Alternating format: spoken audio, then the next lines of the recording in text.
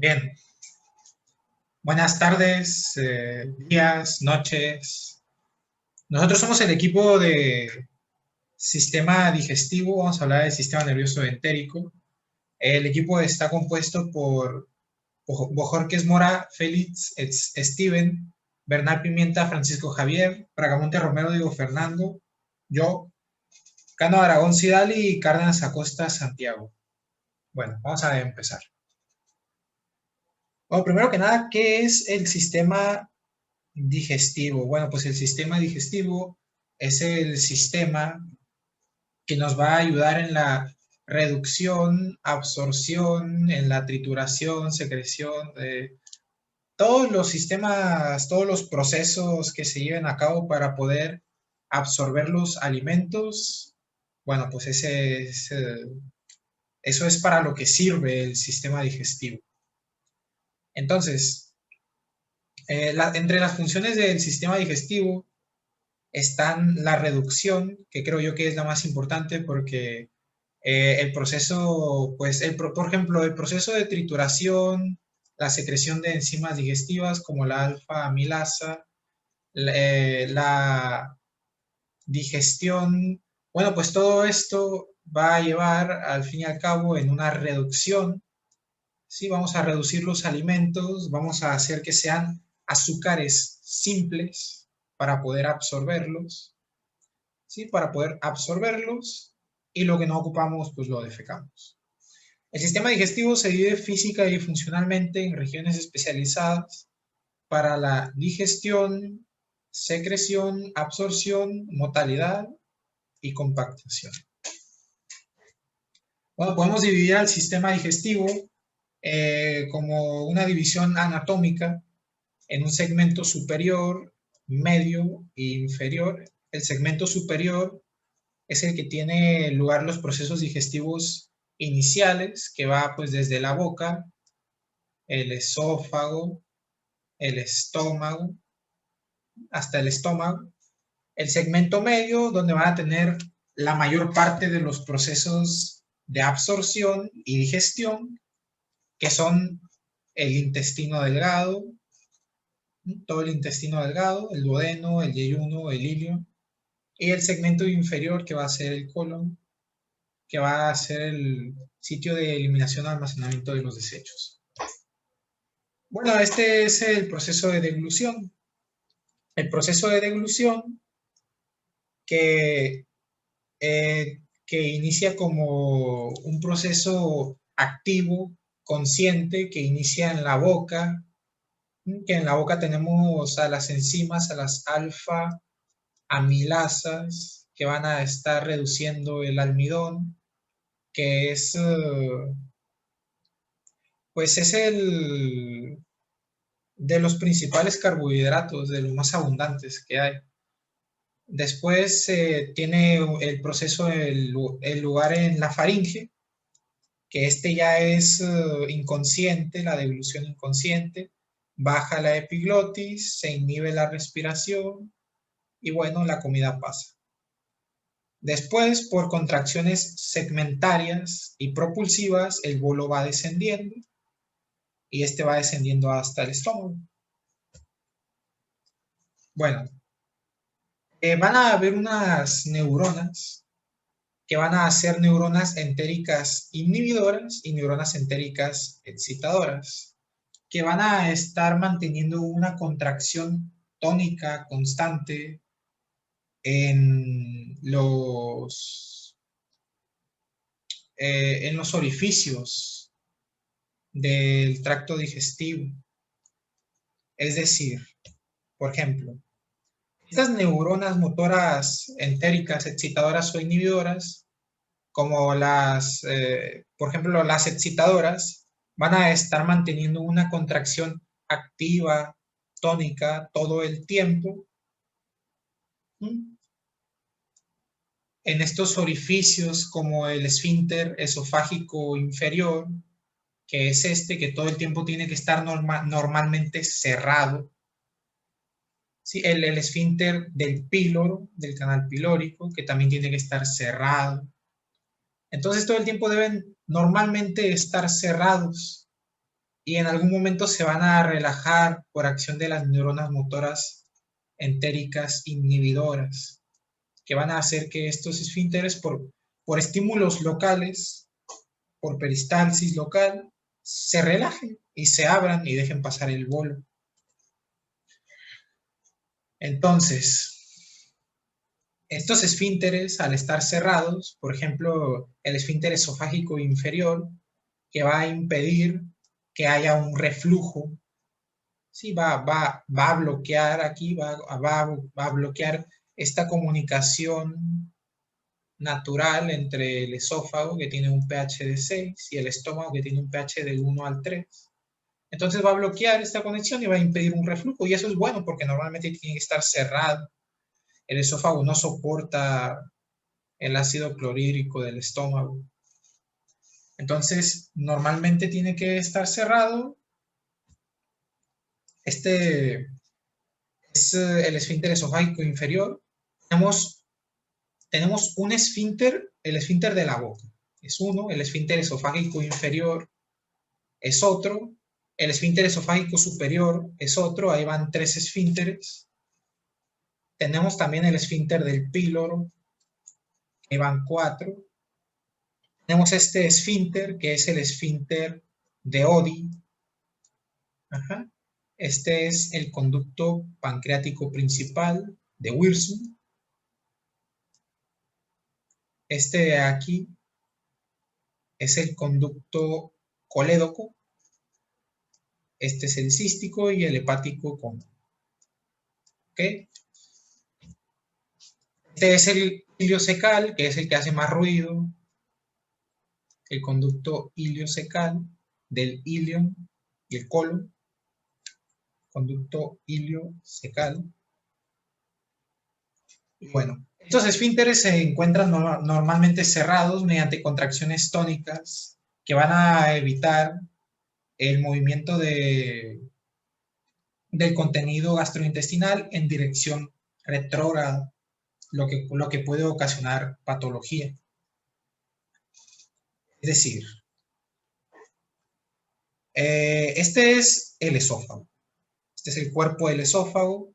Aquí está el esfínter esofágico inferior, el que normalmente tiene que estar siempre cerrado por las neuronas motoras entéricas excitadoras que van a mantener una contracción tónica, lo que va a impedir el reflujo gastroesofágico desde el estómago al esófago.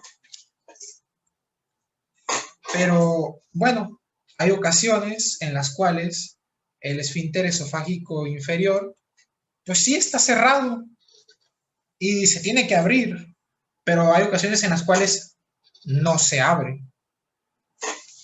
Aunque se tenga que abrir, no se abre. Esta situación en la cual permanece contraído de manera tónica, se le llama acalasia. Es la acalasia. Entonces, el esfínter esofágico inferior, el cual debería de relajarse por estímulos locales, pues no se abre. Y si no se abre, esta persona pues va a tener disfagia, no va a tener pirosis, no va a haber una pirosis porque pues oye, no se abre el esfínter esofágico inferior, no va a haber pirosis. Lo que va a haber es disfagia, va a haber dificultad para tragar. Y va a haber dificultad para tragar tanto para sólidos como para líquidos, para los dos. Miren, este es el signo radiológico de la acalasia. El cuerpo, que está flácido. Y miren el esfínter esofágico inferior contraído. Este es en punta de lápiz o pico de pájaro. Punta de lápiz o pico de pájaro. Después tenemos la enfermedad más común del esófago, que es la enfermedad de reflujo gastroesofágico. La enfermedad de reflujo gastroesofágico, en la cual pues es una incompetencia del esfínter esofágico inferior, porque debería de estar cerrado, pero miren, está abierto. Entonces, una incompetencia, no se puede mantener cerrado, lo cual permite que todo el tiempo haya una intercomunicación, aunque pues ya hay una intercomunicación todo el tiempo, pero esta es una intercomunicación que todo el tiempo está abierta, debería estar cerrado. Entonces va a permitir el reflujo desde el estómago hasta el esófago no puede soportar el pH del ácido clorhídrico, se daña el epitelio poliestratificado del esófago. El esófago tiene un epitelio poliestratificado, el estómago monoestratificado.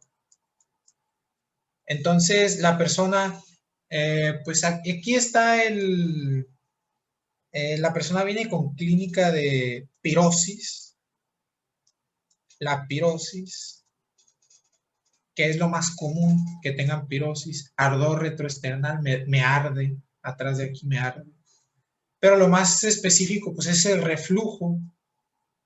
El reflujo es lo más específico.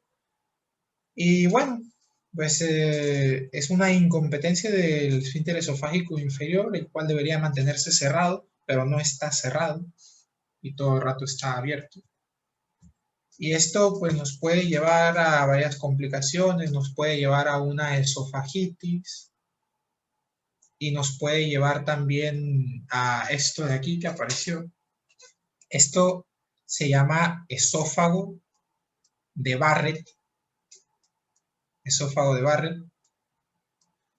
Y bueno, este esófago de Barrett, perdón, es una metaplasia. Sí, es una metaplasia. Miren estas lengüetas de aquí. Estas lengüetas son una metaplasia del daño crónico a la mucosa del esófago. Aparecen estas lengüetas. Dije que el epitelio del esófago es un epitelio poliestratificado y el del estómago es un epitelio monoestratificado. Y en la unión del esófago y el estómago, esa es una unión escalocolumnar distal, ¿sí? En el anillo de Chatsky. Anillo de Chatsky es una unión escalocolumnar distal que se hace proximal por el daño crónico a la mucosa, y cuando se hace proximal pues ocurre esto, aparecen estas lengüetas. Y bueno, esta metaplasia nos menciona Rades que el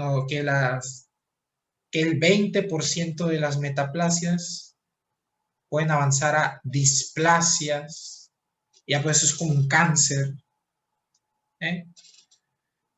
Y pues el 20% pues parecerá algo muy pequeño, pero pues como es una enfermedad muy común del esófago, la enfermedad de reflujo gastroesofágico, pues el 20% que evoluciona de esófago de Barrett, de esto a displasia y pues cáncer, pues es un número muy grande.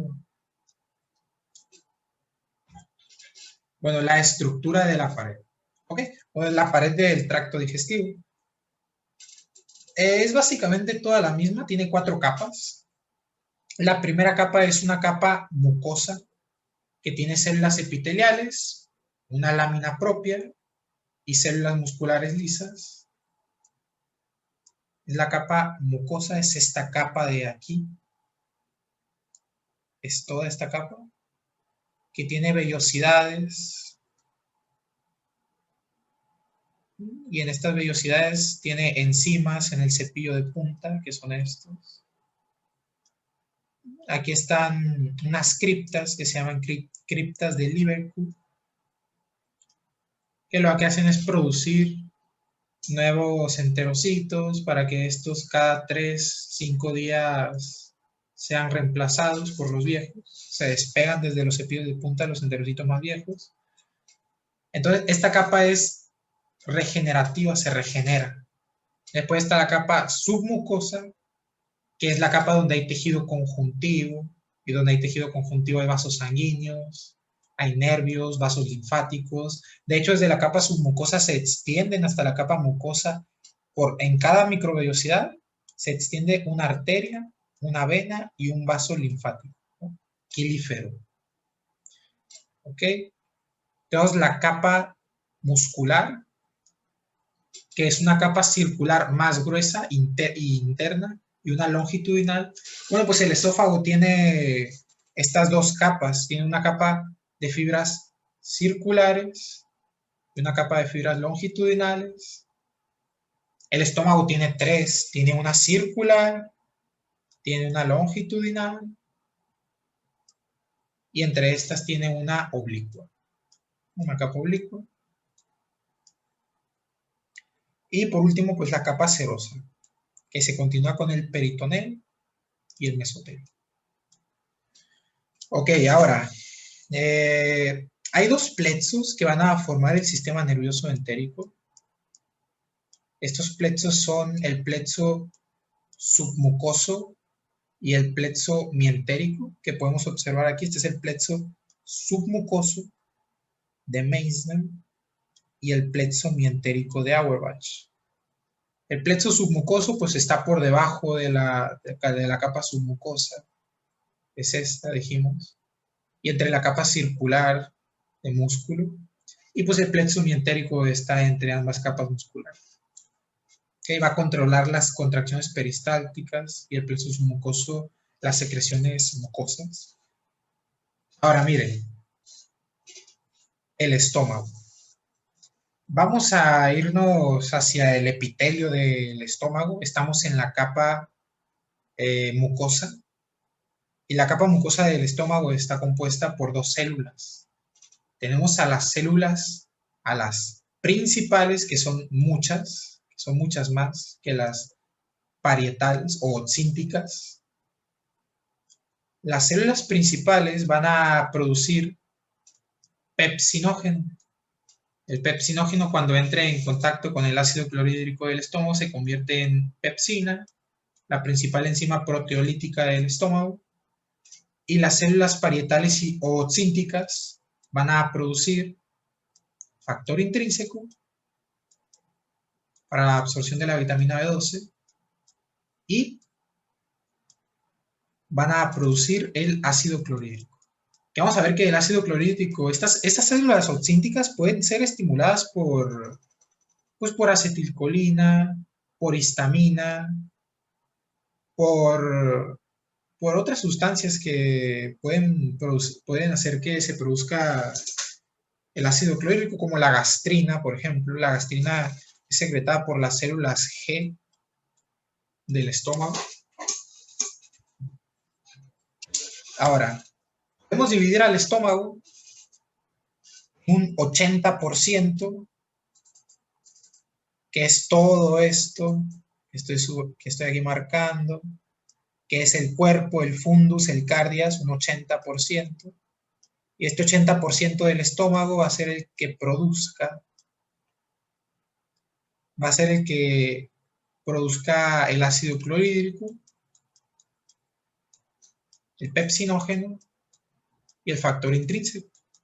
Sí, porque este 80% va a ser el que esté conformado por las células oxínticas y las principales, y el otro 20%, que es el píloro,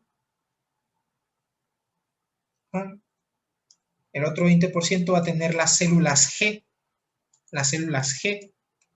que van a producir gastrina y grelina. La gastrina es la hormona del hambre, ¿sí? La gastrina y la grelina. La gastrina es la hormona que produce el ácido clorhídrico, estimula la producción de ácido clorhídrico. La grelina es la que estimula al hambre y la leptina lo inhibe. La leptina inhibe el hambre, la grelina estimula el hambre. Ahora, este es el mecanismo de producción del ácido clorhídrico. Todo empieza desde el metabolismo oxidativo de los enterocitos, desde las células oxínticas o parietales, que van a producir el CO2 que se une al agua, produce H2CO3 y este por la anhidrasa carbónica se disocia en hidrógeno y en bicarbonato. El bicarbonato sale y entra cloruro. El cloruro por canales de cloruro sale a la luz. Esta es la luz. Esta es la membrana luminal. Aquí está, membrana luminal. Esta sería la basal. Entonces el cloruro sale y el hidrógeno que sale por la bomba de protones. ¿Sí? Si les preguntan qué es una bomba de protones, bueno, una bomba de protones es una bomba hidrógeno, potasio, con actividad ATPase. Entonces se une el hidrógeno con el cloruro y forman el ácido gástrico. Esto pues es estimulado por la acetilcolina, por la gastrina, por la histamina. ¿Sí?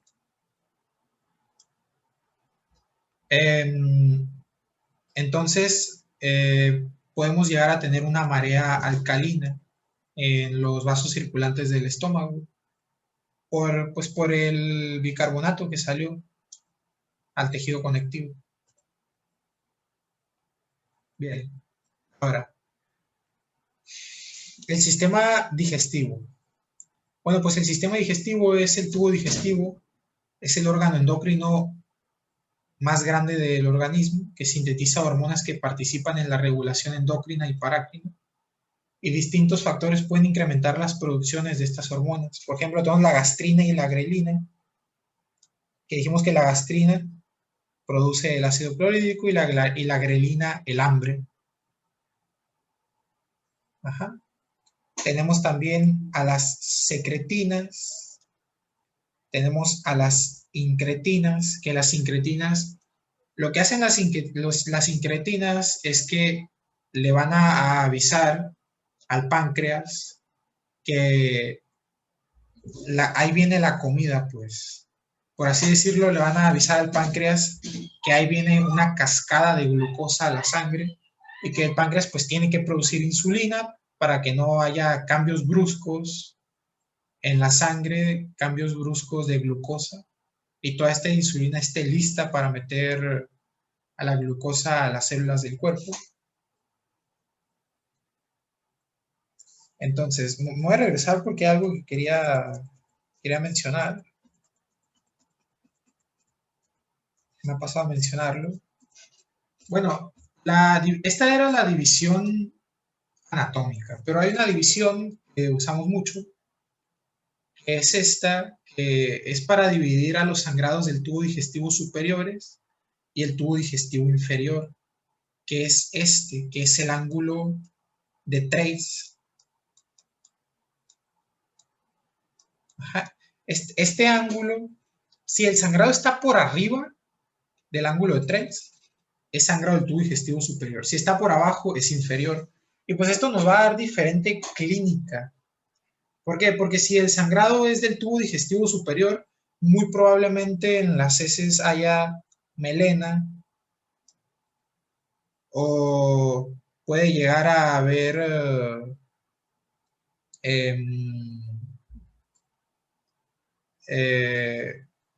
tos con sangre, ¿sí? Sangrado por ejemplo, sangrado del esófago.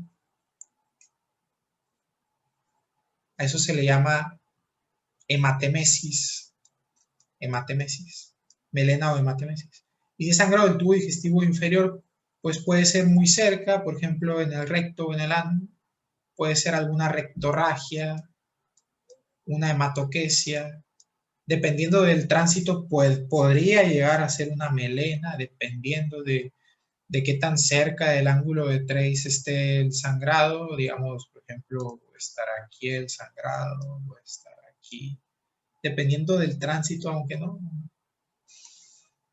Entonces, el sangrado, que dijimos que el sangrado del tubo digestivo superior, principalmente, la principal causa de sangrado del tubo digestivo superior es la Helicobacter pylori. Bueno, no es que sea la Helicobacter pylori, es la úlcera péptica, pero pues la principal causa de úlcera péptica es la Helicobacter pylori.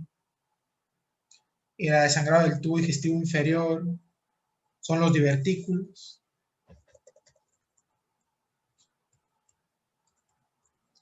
Bueno,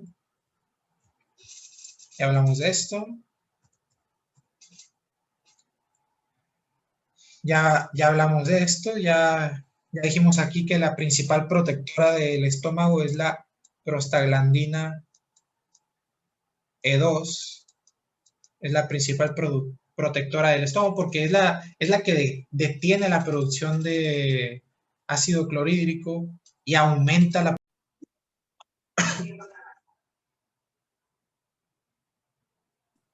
Muy bien, siguiendo con el tema, vamos a hablar ahora de lo que es la inervación del sistema gastrointestinal. Vamos a ver que las funciones digestivas globales van a requerir de un funcionamiento coordinado e integrado de varios subsistemas de lo que es el tubo digestivo, como lo que es el epitelio mucoso, la musculatura y vasculatura sanguínea y linfática, así como algunas glándulas anexas. Siguiente, por favor.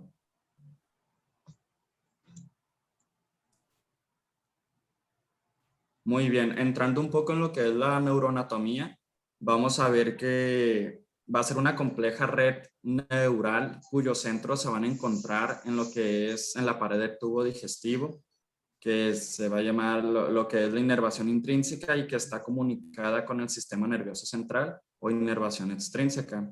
Estos van a ser pues los encargados de mantener una actividad integrada de todos los subcomponentes del tubo digestivo. Vamos a ver también que va a ser una de las partes más complejas del sistema nervioso periférico y este va a estar constituido pues por una gran cantidad de células gliales y de neuronas, aproximadamente de 80 a 100 millones, que en realidad significarían una milésima parte de las que existen en todo lo que es el encéfalo. Siguiente.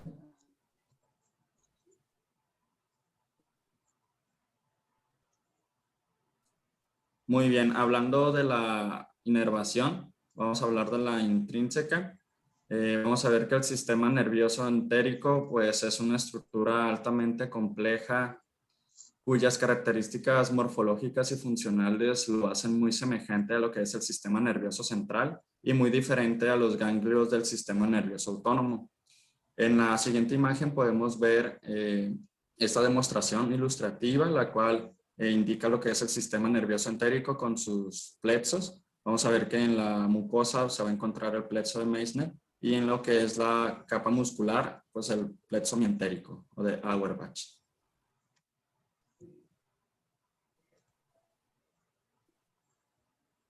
Muy bien, vamos a ver también que los cuerpos celulares de las neuronas del sistema nervioso entérico se encuentran aglutinadas en lo que son estructuras ganglionares y estas se van a interconectar entre sí para formar dos grandes plexos nerviosos, el cual va a ser el plexo mientérico de Auerbach, ubicado entre ambas capas, entre la circular y la longitudinal de lo que es el tubo digestivo y se va a extender hasta el tercio medio del esófago. Y este va a estar limitado hasta el canal anal. Vamos a ver que este plexo pues es una parte del sistema nervioso entérico, también lo que es el sistema digestivo, y se va a componer de una cadena de neuronas interconectadas, que estas coordinadas pues van a causar las contracciones, principalmente en lo que es el tracto gastrointestinal. Vamos a ver que va a proporcionar inervación motora a ambas capas, lo que es la longitudinal y la circular, de la túnica muscular del tubo digestivo, con aportes simpáticos y parasimpáticos, mientras que el otro plexo de Meissner solo tiene fibras parasimpáticas. Vamos a ver que también proporciona lo que es inervación a lo que es la mucosa secretomotora y va a ser un suministro importante para el nervio en lo que es el tracto gastrointestinal y va a tener control sobre la motilidad del tracto. Vamos a ver que tenemos lo que es el plexo submucoso o plexo de Meissner. Este se va a ubicar más bien por debajo de la capa de la mucosa. Este último se encuentra particularmente desarrollado en el intestino delgado y lo que es el colon. Se debe su nombre al médico alemán George Meissner, quien realizó diversos estudios sobre el mismo. Como les indiqué, se encuentra situado en la capa submucosa de la pared del tubo digestivo y su desarrollo pues va a ser más predominante y más importante en lo que es el intestino delgado y el intestino grueso o colon. En el esófago casi es inexistente y pues en el estómago es un poco escaso. Va a estar formado por un grupo de neuronas interconectadas, las cuales incluyen motoneuronas, interneuronas y neuronas sensitivas.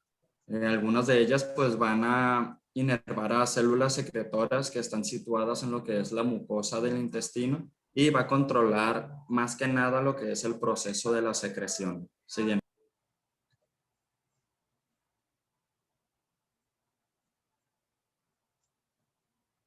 Muy bien, vamos a ver que al igual que el sistema nervioso central, el sistema nervioso entérico va a tener 3 clases de neuronas de acuerdo a su funcionalidad. Se las voy a describir muy generalmente. Vamos a ver que las neuronas sensoriales, pues sus áreas receptivas se van a encontrar en lo que es la musculatura de la pared y en el corión de lo que es la mucosa. Las terminaciones libres de estas neuronas pues tienen receptores que son capaces de responder a cambios de energía química, térmica o mecánica. Hablando de las neuronas motoras, vamos a ver que son el brazo efector del sistema que transmite las señales a los distintos efectores, vascular, muscular y epitelio. Estas pues van a poder ejercer acciones estimuladoras e inhibitorias en ellas. Pues estas neuronas, como les indiqué, inervan las capas musculares del tubo digestivo, vasos sanguíneos y las glándulas. Vamos a hablar de lo que es las interneuronas, que son múltiples sinapsis entre sí, dando lugar a circuitos integrados o lógicos. Estos circuitos, pues vamos a ver que están integrados y van a descifrar y procesar información proveniente de lo que son las neuronas sensoriales y van a generar programas de respuestas reflejas.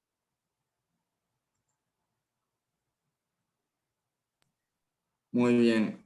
Hablando de lo que es la inervación, en lo que es la extrínseca, vamos a ver que el tubo digestivo pues va a tener una doble inervación. Extrínseca a través de los sistemas simpático y parasimpático.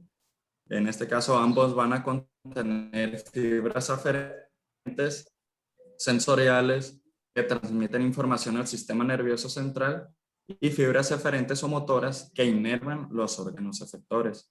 En la imagen vamos a ver donde se encuentra lo que es el sistema nervioso entérico, va a tener el plexo mientérico, un plexo submucosal. Vamos a encontrar lo que es las interneuronas, la neurona motora y la neurona sensorial. En el caso de la neurona motora, pues se encuentran lo que es las capas longitudinales y circulares de la musculares del músculo liso y la que es la neurona motora, pues en el epitelio de la mucosa.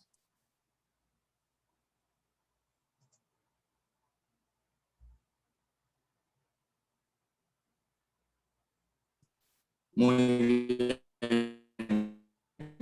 Vamos a ver también que los cuerpos celulares de las neuronas aferentes del sistema parasimpático vagal se van a encontrar en el ganglio nodoso por debajo del foramen, en los ganglios de la raíz dorsal, de los nervios pelvianos en los segmentos de S1 a S5.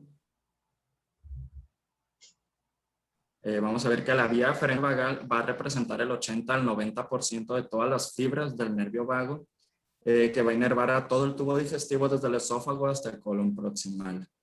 Vamos a ver que el sistema parasimpático sacro inerva el colon distal y lo que es el recto. En la imagen de la derecha superiormente vamos a ver algunas de las funciones de lo que es el sistema simpático y parasimpático relacionado a lo que es el sistema gastrointestinal.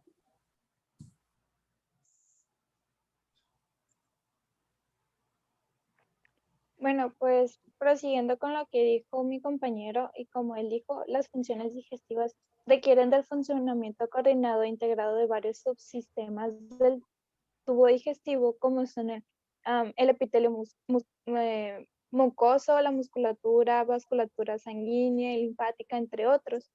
Pues a cada instante en el curso del día estos compuestos sufren modificaciones en su estado funcional, adecuándolos a los cambios impuestos por diversas condiciones como son el estado de ayuno, la dieta, los factores sensoriales, etc. Pues, a ver, la vía aferente vagal, que representa el 80 al 90% de todas las fibras del nervio vago inerva todo el tubo digestivo desde el esófago hasta el colon proximal.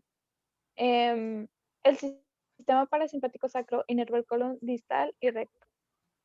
Estos mecanismos básicamente llegan al sistema digestivo mediante una compleja red neuronal cuyos centros se encuentran en la pared del tubo digestivo, que vendrá siendo la inervación intrínseca y que está comunicada con el sistema nervioso central, que vendría siendo inervación extrínseca. Estos son los encargados de mantener una activación integrada de todos los subcomponentes del tubo digestivo.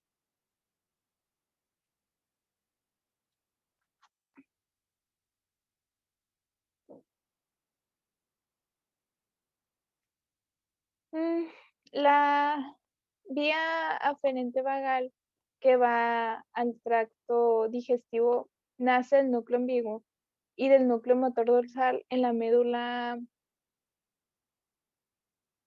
espinal, este último íntimamente relacionado con el NTS.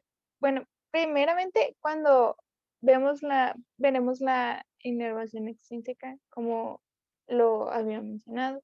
Como podemos observar, el tubo digestivo tiene una doble inervación extrínseca a través de los sistemas parasimpático y simpático, donde ambos contienen fibras aferentes sensoriales que transmiten información al sistema nervioso central y fibras eferentes motoras que inervan los órganos efectores. Las fibras eferentes preganglionares vagales no inervan directamente los efectos, sino que estos inervan los circuitos integrados de las interneuronas de los plexos mientéricos. Esto explica que un número relativamente bajo de fibras eferentes, que es como un 10 a 20% del total de las fibras vagales, tengan efectos sobre un área tan extensa, incluyendo simultáneamente en ambos de la motilidad, secreción y circulación. Podemos observar que la vía eferente simpática envía impulsos a todo el tracto gastrointestinal. La vía aferente simpática, llamada también vía aferente visceral espinal, tiene sus cuerpos celulares en las cadenas de los ganglios de la raíz dorsal de los nervios espinales, en las regiones cervical, torácica y lumbar. Ellas inervan todo el tracto digestivo y sus campos receptivos se encuentran en las capas musculares, en la serosa peritoneal, en el mesenterio y ligamentos peritoneales. La proyección central de estas neuronas entran a la médula por la raíz dorsal de los nervios espinales para hacer sinapsis en el cuerno posterior de la médula con las neuronas ascendentes de segundo orden. Las neuronas aferentes envían también señales directamente a las fibras eferentes preganglionares, así como a los ganglios prevertebrales, participando en reflejos locales autonómicos. ¿Y dónde nace el nervio vago? Pues tiene 3 núcleos. Encontramos el principal en la profundidad de la formación reticular de la médula oblongada y está formada por el núcleo ambiguo. El segundo, que sería el núcleo parasimpático, forma el núcleo dorsal del vago y se encuentra por debajo del piso de la pared inferior del cuarto ventrículo, posterolateral al núcleo hipogloso. El núcleo sensitivo, que vendría siendo el tercero, es la parte inferior del núcleo del tracto solitario. Aquí tenemos una foto más específica donde podemos observar donde dice la raíz del nervio vago, que vendría siendo el número 10. ¿Vale? Tenemos otra imagen para ser más específicos. ¿Vale? Plexos principales. Pues los cuerpos de las células nerviosas.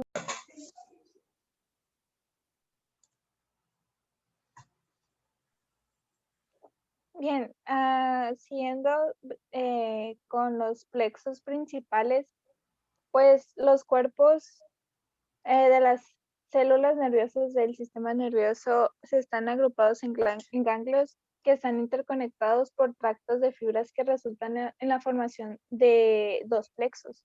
Estos son receptores sensoriales que se encuentran en la luz del tubo digestivo, recibiendo inervación simpática y parasimpática. Tienen un papel importante en el control del flujo sanguíneo local, de la actividad celular endocrina y la motilidad, secreción y absorción intestinal.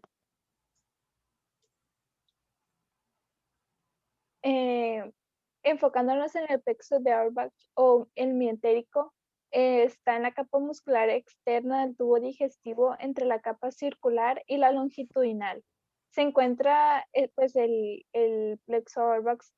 Este plexo inerva ambas capas de músculo liso y es el responsable del peristaltismo. Este se extiende a lo largo de la longitud del tracto gastrointestinal.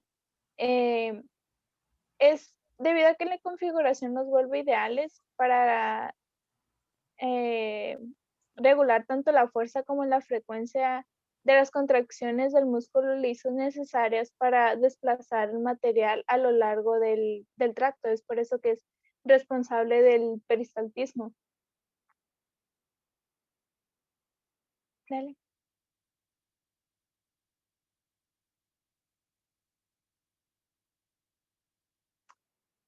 Plexo de Meissner o el submucoso. Este inerva el epitelio glandular, las células endocrinas intestinales y los vasos sanguíneos de la submucosa. Regula la función secretoria, los movimientos de la mucosa y el flujo sanguíneo local. Esta capa se encuentra distribuido a lo largo de todo el tubo digestivo. Eh, en esta zona también existen fibras del sistema nervioso parasimpático. Es, es más importante como una red ganglionar en el intestino delgado y grueso, pero está mejor desarrollado en el intestino delgado. No existe como plexo ganglionar en el esófago y es escaso en el espacio submucoso del estómago. ¿Vale? Pues aquí tenemos una imagen de cómo estas interactúan con las demás capas y cómo están acomodadas respecto a respecto en cada capa.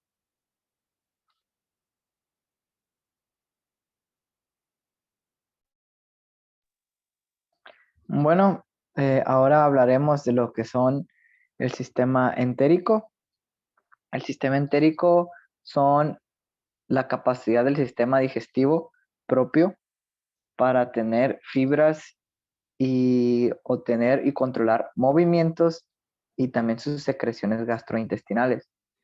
El sistema nervioso entérico cuenta con 100 millones de neuronas interconectadas, cada una de ellas, y generalmente es casi igual, se podría decir que es casi igual a la médula espinal por su número de neuronas.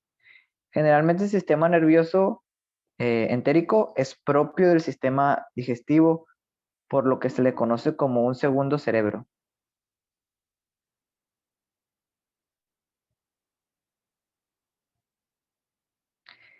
Primero hablaremos del plexo de mientérico o de Auerbach. Este plexo está situado entre las capas musculares longitudinales y circulares. Este plexo rige a todos los movimientos gastrointestinales. ¿A qué me refiero con esto? Todas las aplicaciones físicas que se realizan en el sistema gastrointestinal son por el aumento de la contracción tónica, el aumento de la intensidad de las contracciones rítmicas del tubo digestivo o del estómago o de todos los aparatos que se están conformándose. También ocurre una ligera frecuencia de las contracciones, las cuales también son medidas por el plexo mientérico, y un aumento de conducción en ondas de excitación de los intestinos que incrementa más que nada la rapidez de ondas peritáxicas. Este sistema nervioso está constituido por simpático y parasimpático. Más que nada, todos están transformados en el plexo mientérico y en el submucoso. Todos están interconectados en cada una de ellas. Generalmente el parasimpático es más apegado para el plexo mientérico porque este trabaja de manera, podría decir, autodidáctica y generalmente el plexo submucoso trabaja generalmente de forma autodidáctica, que es el sistema nervioso simpático. Cada norma sensitiva está generada por ganglios pervertebrales y la médula espinal y el tronco del encéfalo. En el plexo submucoso interno, podremos decir que es interno porque está dentro de lo que es el sistema. Es un control fundamental para la secreción y el flujo sanguíneo local. ¿Qué quiere decir esto? Que el plexo submucoso se ubica más que nada en las secreciones o en las irrigaciones que tiene el sistema nervioso entérico. Todos estos se ocupan por una función en regular, parietalmente interna, cada segmento del músculo del intestino. Cada músculo está irrigado y cada músculo tiene un flujo de secreción, ya sea de secreción mucosa. Para efectuar este control, generalmente la secreción es intestinal local o la absorción local de las contracciones de los músculos submucosos. Estos músculos submucosos generalmente a la creación de la mucosa, generalmente existe una pequeña contracción para que ésta se libere. Después podremos hablar de que también en este plexo se liberan algunas hormonas importantes, como son la acetilcolina, que suele estimular la actividad gastrointestinal, ya sea los movimientos o ya sea la digestión más rápida generalmente. La noradrenalina, que casi siempre inhibe a la acetilcolina. ¿Esto qué quiere decir? Que realiza una poca digestión por el bien de una capacidad del cuerpo, ya que se está consumiendo demasiado alimento.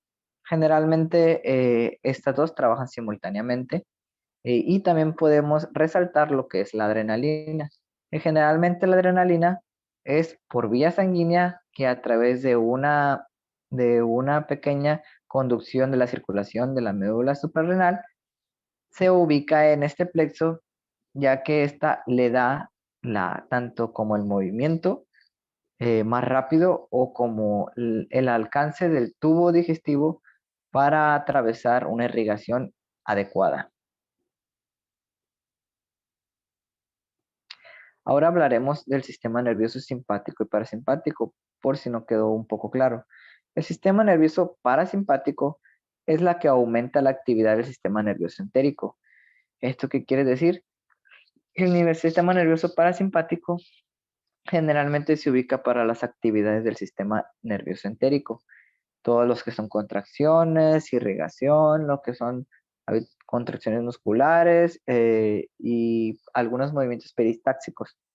Estas inervaciones parasimpáticas pueden clasificarse generalmente por dos divisiones, que es craneal y sacra. Y generalmente estos flujos son completamente del sistema nervioso, pero de la pared intestinal. ¿Esto qué quiere decir? Que son situados más que nada donde están los músculos para los reflejos de las actividades del sistema nervioso entérico. Igual, desde la médula espinal a lo que es el intestino, generalmente puede resolver de una irrigación, que son los reflejos que contienen estos músculos, generalmente para que haya una peristalsis adecuada. Después hablamos del sistema nervioso simpático. Esta estimulación simpática puede producir una inhibición en la actividad del tubo digestivo. ¿Esto qué quiere decir? Generalmente cuando se produce un asco o se produce una contracción alterna, por así decirlo, se produce el vómito. Esto es situada por la estimulación simpática. Generalmente esta estimulación simpática se encuentra entre las fibras del tubo digestivo de T5 a L2. Estas fibras son las que regulan más que nada lo que es el tubo digestivo. Todos estos reflejos por los cuales menciono que son alternos se activan por una estimulación del sistema nervioso simpático, pero estos reflejos van desde el intestino hacia los ganglios simpáticos pervertebrales. Esto quiere decir que vuelven desde el tubo digestivo. Entonces van desde la médula espinal hacia el tubo digestivo y del tubo digestivo hacia la médula espinal. que son donde generalmente hay un intercambio de interconexiones, las cuales ya mencioné, tanto como el sistema nervioso simpático como el parasimpático para el sistema nervioso central.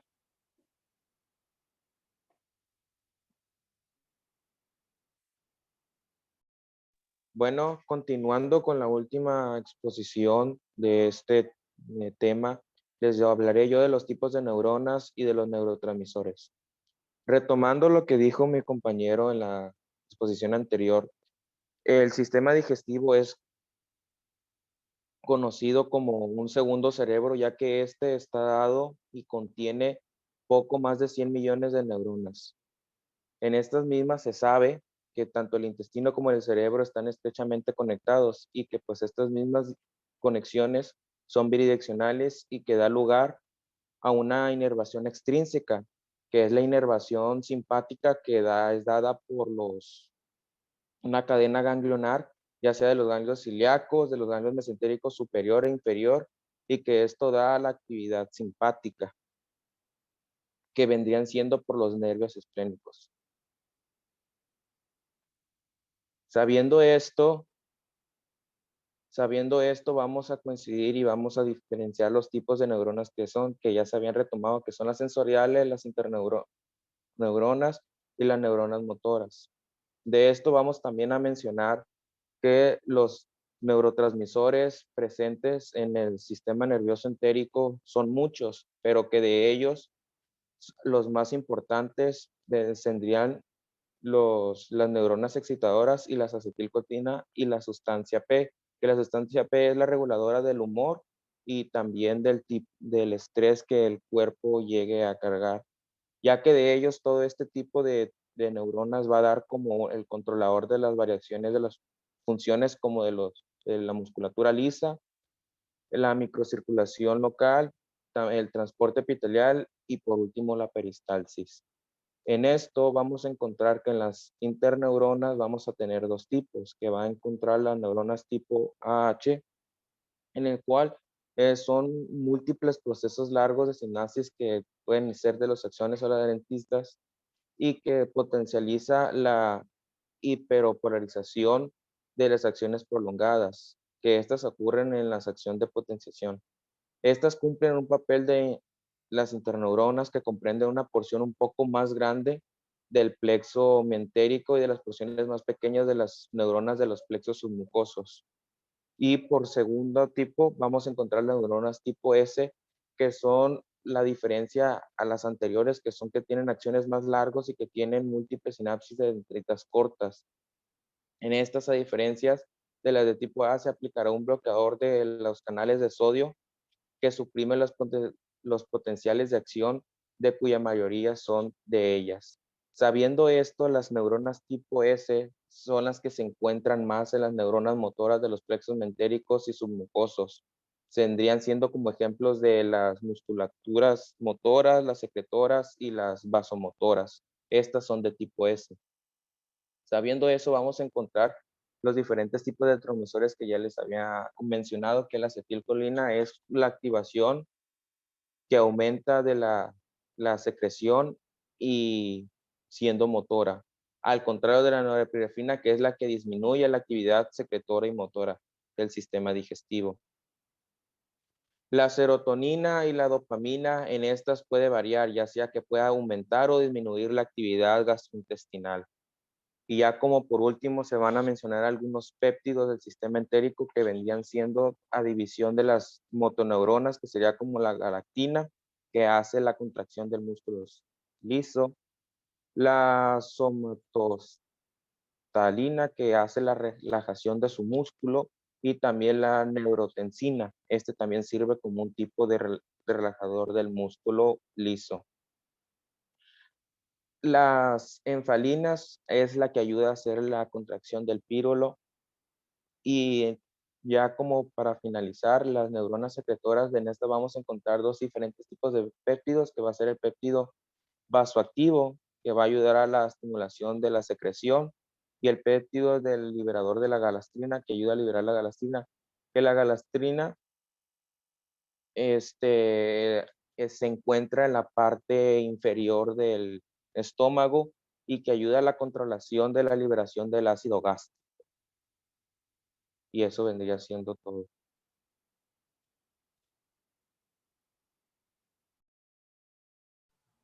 Bueno, muchas gracias por su atención. Esta ha sido la exposición de el sistema nervioso entérico fisiología. Nuestras referencias son Ruades, la mayor parte, y algunos datos de Guyton. Muchas gracias.